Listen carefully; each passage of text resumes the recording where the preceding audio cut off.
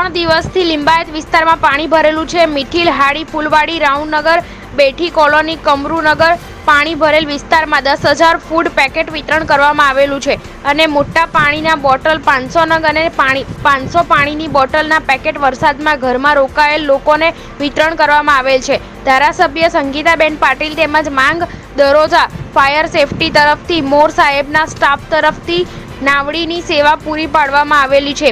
વિસ્તારના આગેવાન મેમણ સમાજના અહેમદભાઈ તુંબી અને તેમનો સ્ટાફ અને એકતા યુવક મંડળના પ્રમુખ હાજી જબ્બરખાન, ઇકબાલભાઈ, નાઝીમભાઈ, ભુરુભાઈ, સદામભાઈ, ઇમરાનભાઈ, મંસૂર ખાન, બબ્બુભાઈ, લિંબાયત પોલીસ સ્ટેશનના પીઆઈ શ્રી તેમની ટીમ વિસ્તારના 200થી વધુ છોકરાઓ 10,000 જેટલા લોકોને ફૂડ પેકેટ પહોંચાડવા ભારી જહેમત ઉપાડી હતી।